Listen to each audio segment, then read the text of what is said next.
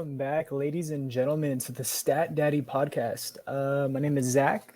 You can find me on Instagram at, where's it at over here? Oop, right there, baby. LBC Zacc DC.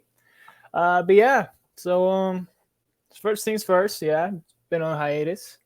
Really hard to stay consistent with the YouTubes, but we're back in it. You know what? We're just going full throttle and making all sorts of excuses why not to record.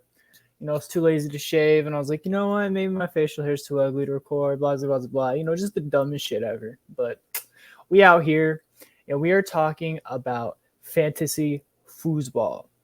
Okay, fantasy foosball, baby.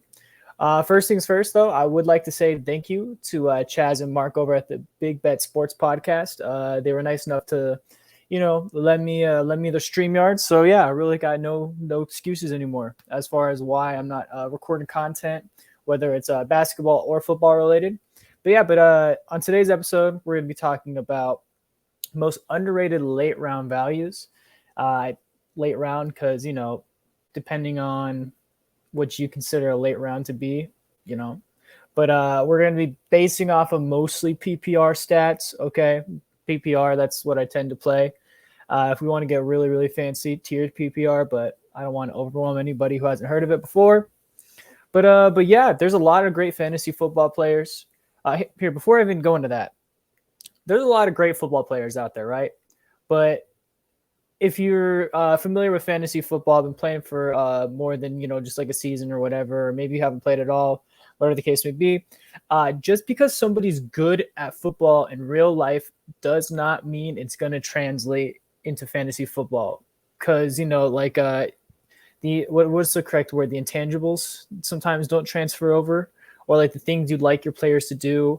Like, for example, if you get like a great block in a game, great block, reason why somebody rips off like a 40-yard touchdown, you don't get any credit for that. You know what I mean? So, it is what it is. And sometimes like the best or the smartest move to make in football, maybe at the end of a game is, you run all the way to the 1 yard line. You guys are up by like like three points, and then they take a knee so that, they don't give time for somebody else to come down and score or whatever. I don't know, man. I'm not a coach. But yeah, anyways, we're going to be talking about at least one player from each position, tight end, quarterback, wide receiver, running back. If we have a little more time, I have two honorable mentions I have on deck just in case. I don't necessarily have long-winded things to say about said players, but we're just gonna go ahead and hop right into it. You know what I mean? So I'm gonna go ahead and like I said, my first time back on StreamYard in a minuto. Yeah, I want to share my screen. Can I share my screen? Share screen.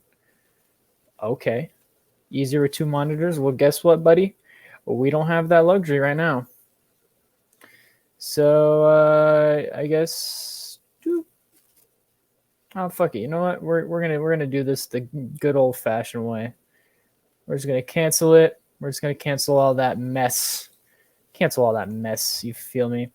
How do I, goddamn fucking StreamYard. It's such a pain in the ass to use. Whatever. Sorry, guys. Like I said, we're just getting back to it. I have like photos of like the players I want to like pop up on the screen, like, pow. You know what I'm saying? Oh, perfect. Found out how to do it. So yeah. So first off, we are going to be talking about so much easier back when I had a producer to do this shit with me. Boom. Just in case you guys don't know who this beautiful, beautiful man is, this is a man by the name of Zacc Ertz. Yes, sir. So Zacc Ertz. He's honestly my favorite tight end to be drafting in fantasy currently.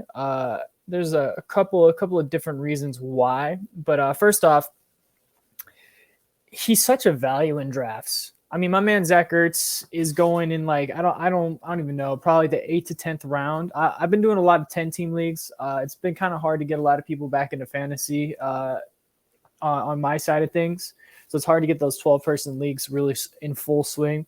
So yeah, if anyone out there wants to do another league, a 12-person league, let me know. But that's besides the point. We're not talking about me trying to take money from my potential 3 viewers. But yeah.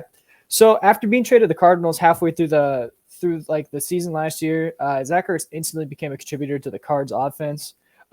He had only 10 games in Arizona, But if you were look at his 17 game pace, yes, 17 game pace. Oh shit, sorry, I hit the wrong thing, guys. My bad. Like I said, we're working things out. Maybe this coffee will do me justice. But yeah, so if you were to look at Zacc Ertz's 17 game pace from last season, I think I have the numbers right here somewhere in my notes. He would have been looking at 13 targets and 90 catches. The only other two tight ends to have more than 111 targets, and I believe it was 78 receptions last season, were Mark Andrews, Travis Kelce. That's it. And Zacc Ertz, honestly, here we can pull up. We'll pull up Fantasy Pros. Maybe they'll give us a wee bit of a hint as far as where exactly Mr. Ertz is going in drafts right now. Perfect. Boom. Yeah, view all rankings, consensus rankings. Sorry, guys. Like I said, this is my first show back. Instead of just worrying about trying to make things perfect and never getting it done, I'm just kind of doing shit now, because if I worry too much about it being quote unquote perfect, then I feel like I'm just gonna never achieve anything. But yeah, anyways.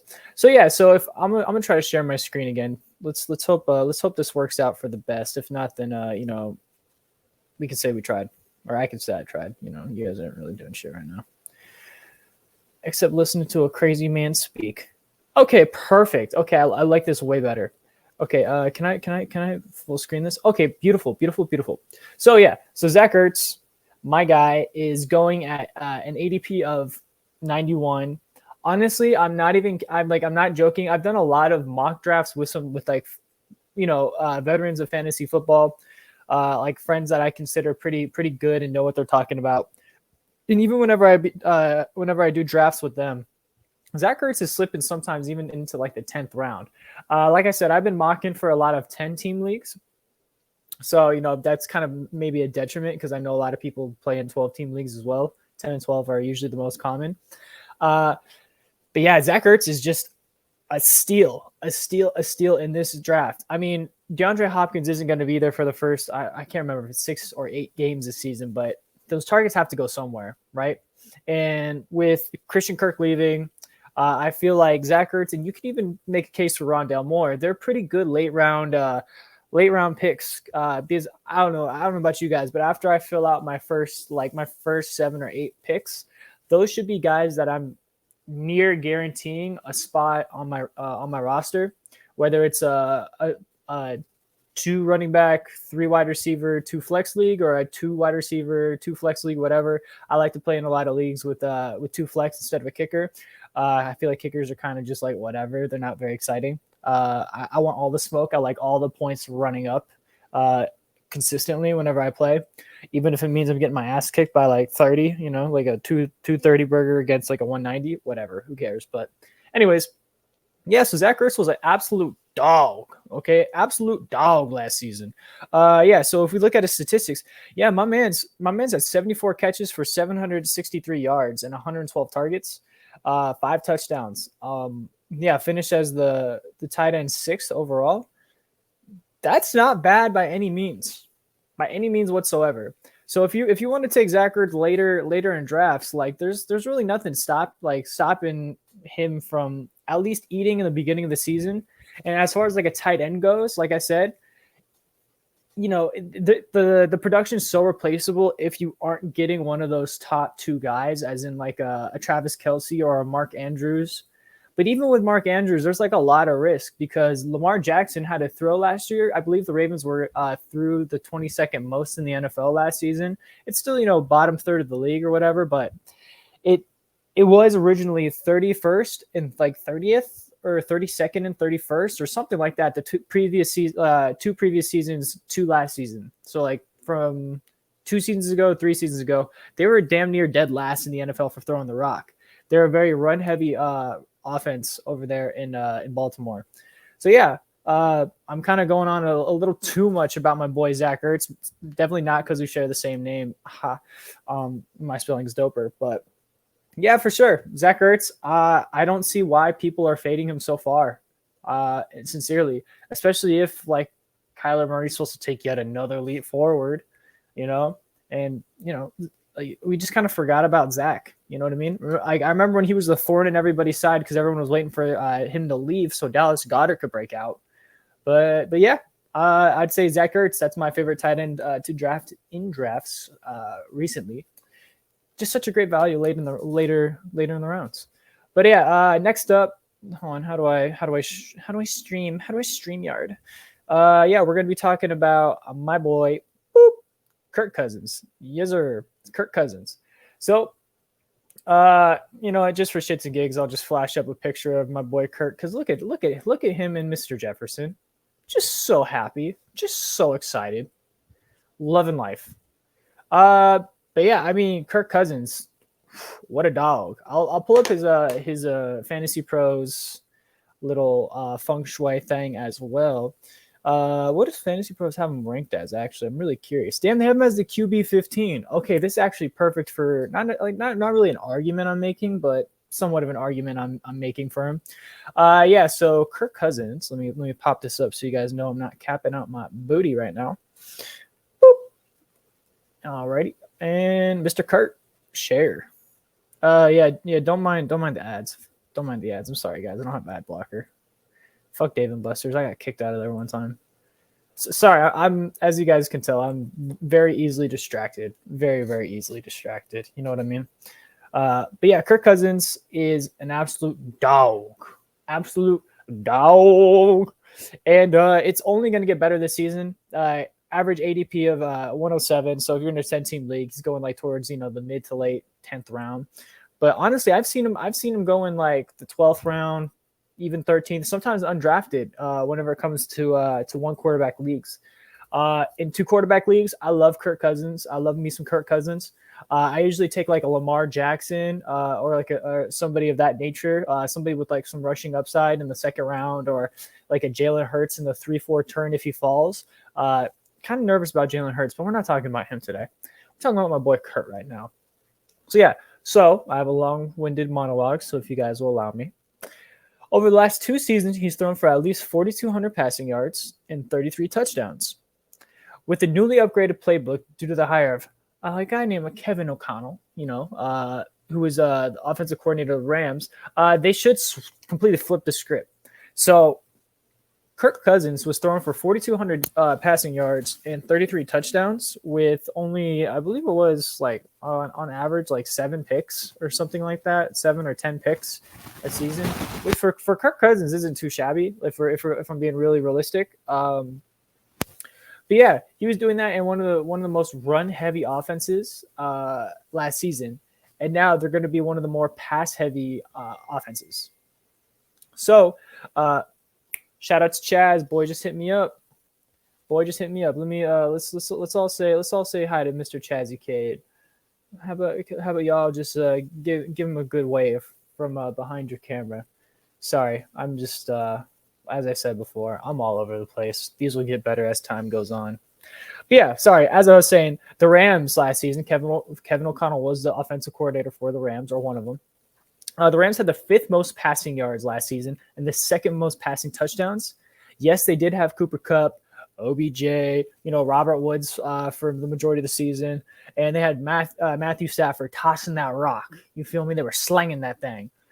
So it's fair to be like, oh well, how is that equivalent to the Vikings offense? You know what I mean? Well, the Vikings have Justin Jefferson. In my opinion, the best wide receiver in the football in football, will be the number 1 fantasy wide receiver this year, in my humble opinion. I really don't see Cooper Kupp necessarily maintaining a triple crown for the next season. Is it possible? Of course, anything is possible. And I say that like, I don't mean to be like a dick or like sound like I'm being sarcastic, but like, I love Cooper Kupp as much as the next guy.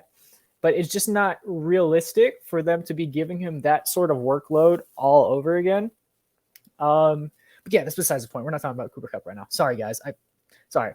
But yeah, Justin Jefferson, Adam Thielen. Yes, Adam Thielen's starting to take a step back, but they even have KJ Osborne.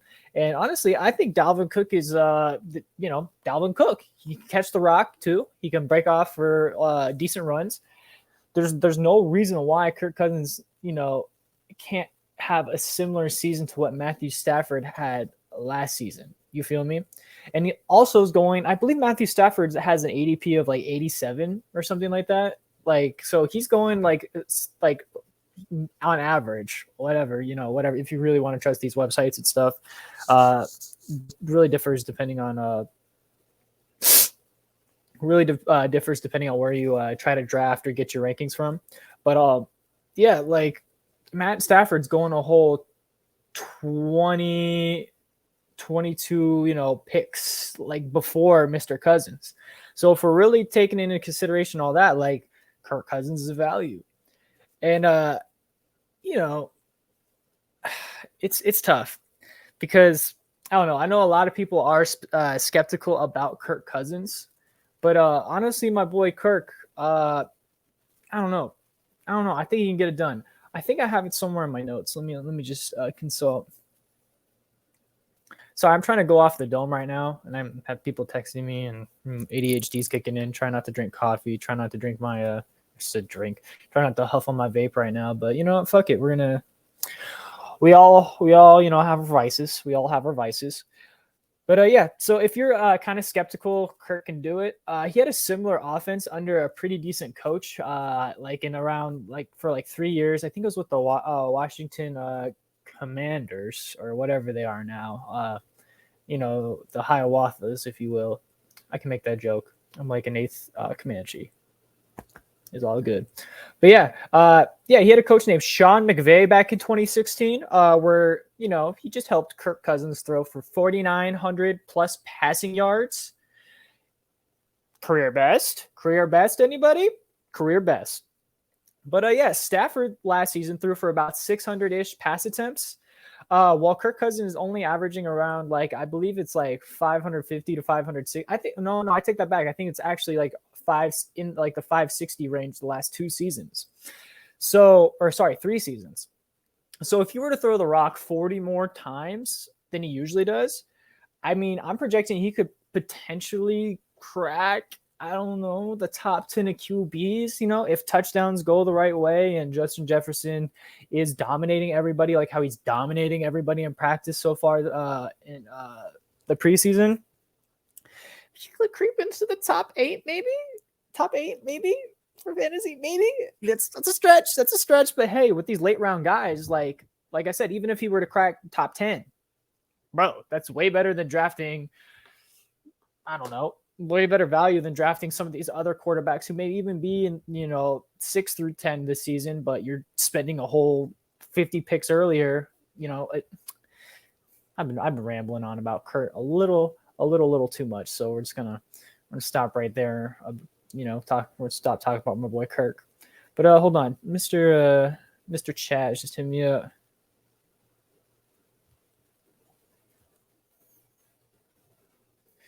I'm in the room.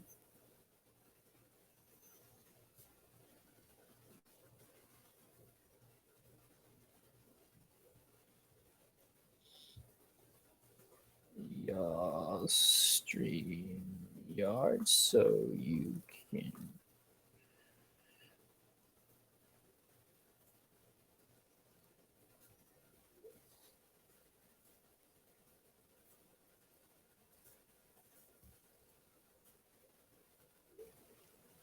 all right, guys, my apologies. I appreciate the 3 of you that are probably watching right now being so patient with your boy. I know I've been all over the place, but we'll try to wrap this up. I know I can really just talk my fucking ass off if given the opportunity, as crazy people do. But yeah, so we're gonna stop talking about my boy Cousins, and we're gonna be talking about my boy Boyd. Yep, that's right, Tyler Boyd. All right, shut the fuck up. I already know what everybody's about to start saying about my boy Tyler Boyd. I already fucking know. Okay, boop, Tyler Boyd. Boop. So yeah, but my boy Tyler Boyd, we're just gonna get into this. Honestly, I know what a lot of you are thinking, as I just said, because I'm a dumbass and wrote that in my messages for some reason, as if I wouldn't try to spice it up before I started reading anyway. You know what I mean? But yeah, T. Higgins, Joe Mixon, Jamar Chase. This isn't a photo of Jamar Chase, but anyways. They're on the team. So, like, why would you want to take the wide receiver 3 on the Bengals? Well, last year, everybody was drafting Boyd in the bottom of the 6th, early to mid 7th round. And that's why I was kind of fading him last season. Didn't really want to take him for that point, that price point. And a lot of people were disappointed in his season because, like I said, he's the wide receiver 3 on this offense. But the fading of Mr. Boyd has gone on for far too long. I mean, if we've already done it for everybody else so far. So why not just go ahead and help get my point across by showing you the Fantasy Pros website. Kirk's going to be on the screen for a minuto, but it's okay. We're about to get him off. Pause. So yeah, we're going to scroll all the way down. Tyler Boyd, 52nd wide receiver off the board. Draft ranking like 126, ADP of 123. Yeah. So a lot of you guys are like, Zacc, why? Like, why would we want Tyler Boyd on our team? Well, you gotta think about it like this, right?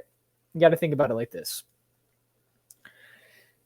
His role won't change a lot from what it was last year to this year, right? Not a lot's going to be changing. Like we said, T. Higgins and Jamar Chase are going to be the 1A and 1B. Maybe Jamar Chase takes over. He's the 1. Higgins is for sure the 2. Joe Mixon can do a lot out of the backfield, especially with, Burrow as his quarterback and with the O-line that they have now. But last season, Tyler Boyd had 94 targets still. Almost 100 targets, right? And he had 67 catches, 828 yards, and 5 touchdowns. Okay, I want to show you something. I won't even show you. We're just trying to go through this, so I'll just tell you about it. Mr. Tyler Boyd in PPR had nine games where he scored 12.5 fantasy points or better. You heard me. Scored 12.5 fantasy points or better, which is more than acceptable from a guy that you're getting at the price if you're in a 12-man league in the 10th round, in a 10-man league in the 12th round, and even farther sometimes, because like we said, people are fading this man for all the wrong reasons. All the wrong reasons. They're just doing it because of the title of wide receiver 3. Ladies and gentlemen, we want to buy into high-powered offenses anywhere we can. Anywhere we can, okay? That's just how it works for fantasy football. The better the offense, the better chances you have by taking their players. Sincerely. And, on top of that, you're just trying to get a bye week fill-in. That's all Tyler Boyd needs to be for your team is a bye week fill-in. You know what I mean? If you absolutely have to, you can drop him. You could probably, if you really have to.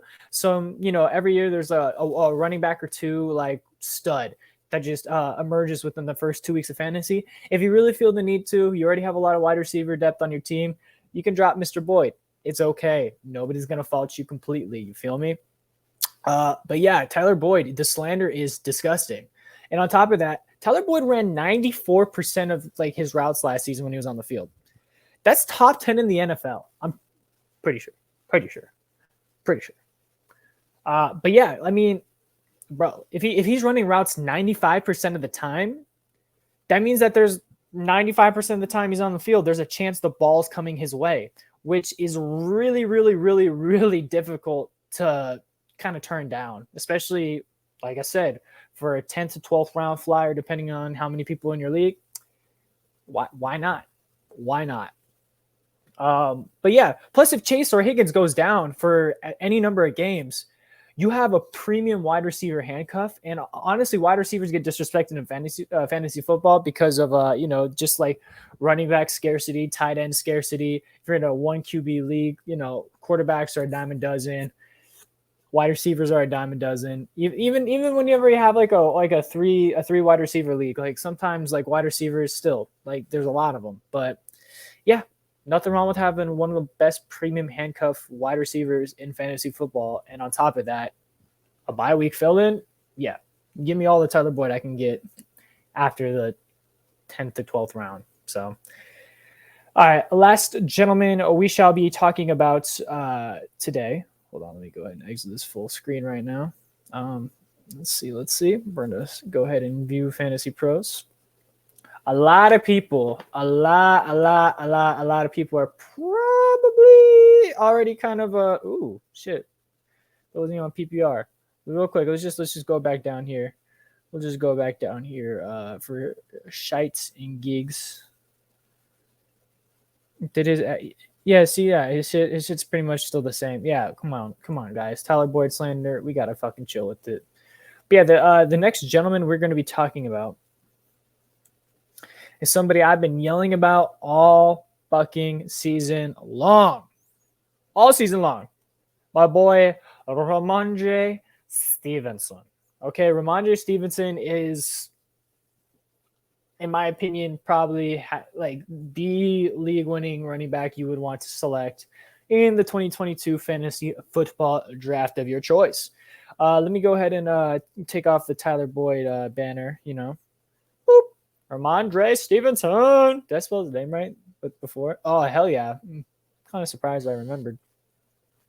Yeah, but we'll show another picture of my boy. Boop. Him in action. Action shots are so fucking dope from the NFL, but that's besides the point. Yeah, so Rhamondre Stevenson. Current ADP of a 98 or a hundo. And as you can see, he has the second easiest running back schedule this season. Second easiest. And I've been high on him ever since he was drafted by the Pats last season. It's obvious that the Patriots aren't convinced that Damien Harris can be a 3-down back in this Patriots offense. And honestly, it's easy to say why with how deficient he is in the pass game. And with,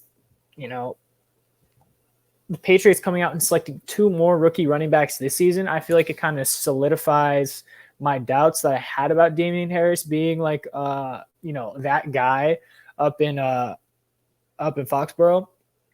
But yes, the Patriots are one of the more run-heavy offenses in the NFL. Even with Tom Brady, they were running the rock at it like an extreme rate. Their running backs are always disrespected in fantasy football because they're like, oh, Tom Brady's just gonna hawk that bitch down the field. Yes, but no. You know what I mean? Like, you have to have, like, first off, like a consistent quarterback. Second off, you need to have plenty of receiving weapons around. And yeah, with James White fighting to get healthy and possibly even to make the final roster this season, and like I said, with only 2 rookies behind Rhamondre in the depth chart and only Damien Harris technically listed in front of him, he's going to be getting all the passing work. All of it. He's going to be getting all of it. Okay? Yeah. I don't see any of these rookies being super special, as I said. And yeah, many reports are coming out of training camp by not only beat reporters, whatever, but, analysts, coaches, and players are all saying he has the ability to be a workhorse and even possibly usurp Harris as the RB1 by the mid-season point. Now, if I'm being really realistic, Rhamondre probably won't have this league-winning upside, blah that I'm speaking of, or be showing it until about mid-season. So you'd have to be kind of prepared to have him on your bench. And with like Damien Harris just going picks before him, I know that it's very, very tempting to take Damien. But Damien Harris has made most of his moolah in the big play department. And besides those big plays, he's not very consistent on a down-to-down basis. Okay, he's less efficient than my boy Stevenson. And Stevenson, even though he may not have the same big play ability that Harris has, he has the pass catching ability, and he was so consistent as a rusher last season. He was consistently getting at like 3 to 5 yards every run that he had. And I'll take the consistency over the consistency and the efficiency over somebody who may rip off a big ass play, but on the other downs is getting stuffed. And by the way, Rhamondre was doing this while facing stacked boxes more often than even Damien Harris was. Yeah, so I don't see how Rhamondre doesn't take over. Last season he was kind of a bigger back. I believe he was weighing about 235, 230. There's reports coming out of camp that he's lost 10 to 15 pounds. Still muscular, but just kind of shredded a little bit so he could be more agile to take on way more passing work than he was receiving last season. And yeah, like, look, Damian Harris, if he's not going to be the one catching passes, like it's kind of hard to like really want him on your team. You know what I mean? Like in the 2-minute and 4-minute drills, who are they going to have out there on the field? They're going to have somebody who's versatile, and that's where I believe Rhamondre Stevenson is really going to shine and make his work. But yeah, this is my like league winner of all league winners this season. He's going anywhere, like I said, from like the 8th round. I've seen him go in the 8th round by people who are kind of like pulling the trigger really early, which is honestly smart. You know, go out there and get your guys, especially if you've already locked up 7 fucking studs already. But I've seen him go as far as the 13th round. Like, sincerely, I've seen him drop to the 13th round. It's only once, but other times, or most of the time, I'm getting him in the 10th to 11th. You know what I mean? I'm getting either like him in the 10th to 11th, and I'm trying to target Dameon Pierce, the great late round value pick in case he takes over that Texans backfield. But yeah, I really like Rhamondre Stevenson this season. I think he has the ability, as I said, to win you your fantasy football playoffs come that time of the season. Let's see if my good friend Chaz has not hopped into the StatDaddy pod currently. He was talking about how he potentially might come in. So we're about to record an episode of the Big Bet Sports Podcast. Be sure you guys go check that out. They're everywhere podcasts are available currently. But yeah, we're just gonna run through 2 guys just real quick since Chaz has yet to hit me up again. We're talking about 2 more guys. I'm not gonna do the whole fantasy pros breakdowns and all that shit. This is gonna be way more just like casual, whatever. Like I said, I made banners for them just in case. But on the Patriots, still we're gonna be focusing on the Patriots right now. Jakobi Meyers. I sincerely believe Jakobi Meyers is the most underrated wide receiver in foosball. Okay. Did I write a little piece on Mr. Myers as well? Nah. All right. Well, fuck it. We're gonna hit up the fantasy pros one more time, just so I can show you his stats from last season. Okay. So Jakobi Meyers, once again, is the most disrespected wide receiver in fantasy football. Okay. How do I do this? How do I live my life? Okay. Boop, boop. Yep. See how far I just had to boop, scrolling all the way down. You feel me? He's going down here where like Devontae Parker is going, or Boyd is going. That should say a lot right there. Jakobi Meyers is going just barely before. See, look, he's even like according to Fantasy Pros, he's going after where Boyd would be going normally. Jakobi Meyers is the wide receiver 1 in New England, undoubtedly. Of course, Devontae Parker could come in and light it up if you really if he ends up having some fucking hamstrings or ankles and shit. Like, this man for the Dolphins was consistently getting injured. So whatever, but.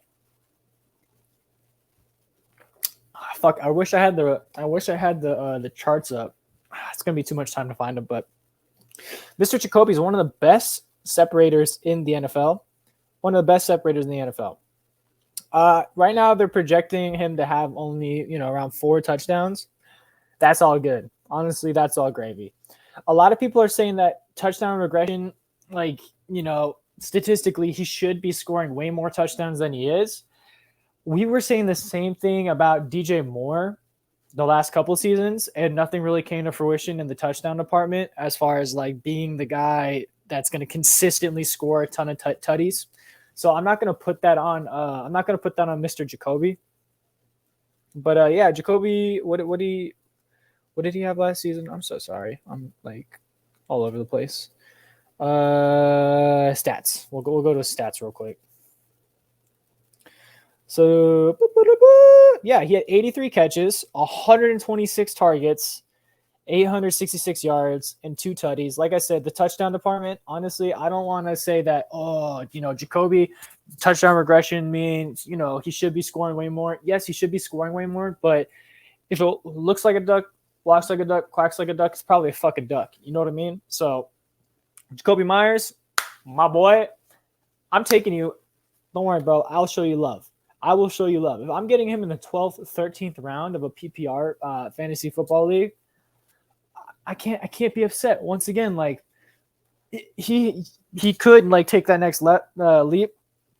Mac Jones is probably going to take another leap as well. Maybe he starts finding the end zone, bro. If he starts adding some touchdowns to these numbers, and you're getting him in the third round, the 13th round, what is there not to like? Why not take the flyer?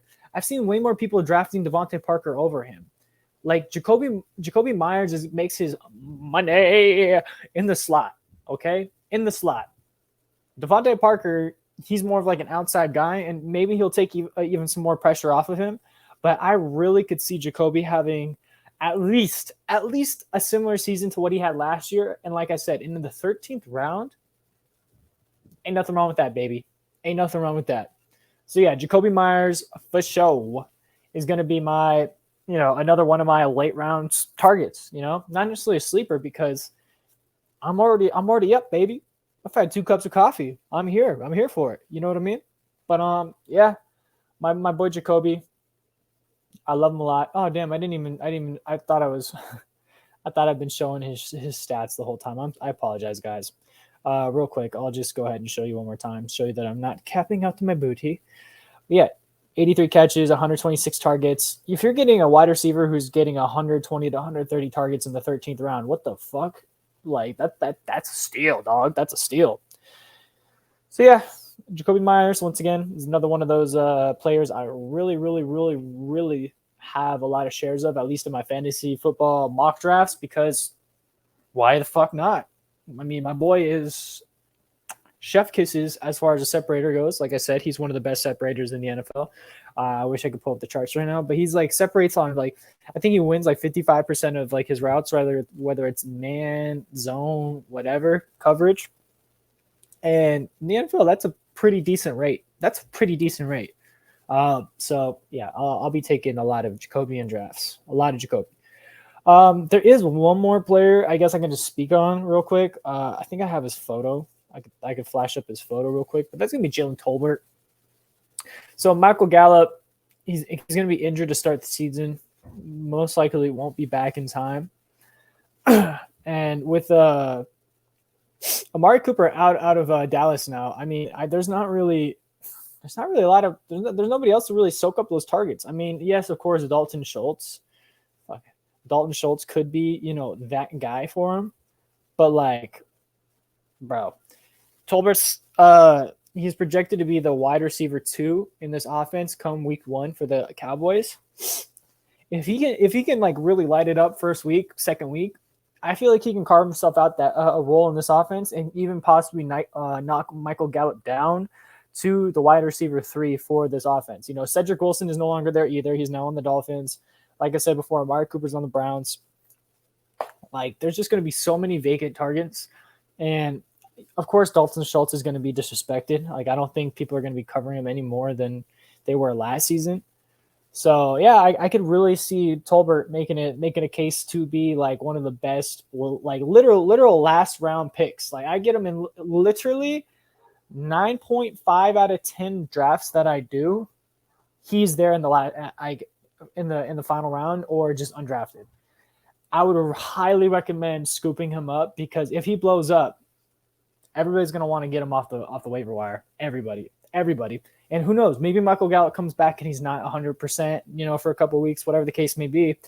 Whenever you're talking about late round guys like this, if you only get like 6 to 8 weeks, or not even, if you get like 4 to 8 weeks of like consistent production out of them, bro, that's a steal. That's more than enough to get what you need out of those players.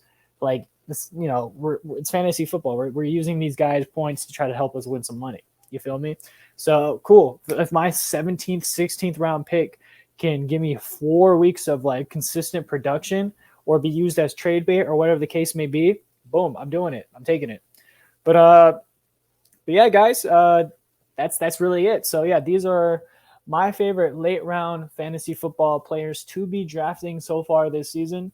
I didn't want to give out too much sauce too early on. You know what I mean? I was really thinking about doing a safest picks for each round this year in fantasy football. But honestly, a video of me talking about 17 different dudes with the extent of how long I like to talk anyway, with how distracted I get, that would be like a fucking 6-hour video or 6-hour pod. So even with 6 men, I just talked about 6 different dudes right now. Fucking 40 minutes. Jesus. I apologize, you guys. Had to listen to all that nonsense for so long, except it wasn't nonsense. I was spitting game, spitting Riz. No, I wasn't spitting Riz. I was definitely teaching you all a thing or two though. But yeah, if you stuck around for this long, I really, really appreciate it. Yeah, so I'm gonna start uploading consistently. I don't want to necessarily put like a, oh, okay, cool, every Wednesday I'm gonna be uploading. Nah, it's none of that. I'm hoping I can do at least 2 episodes a week, but there will for sure be 1 episode a week to start off, but until while I get my bearings, and then once I start really getting back into the podcasting, we're going full throttle, baby. But yeah, as I said before, if you stuck around this long, I really appreciate it. Make sure to follow me on Instagram. Currently, that's the only social media source I am repping at the moment.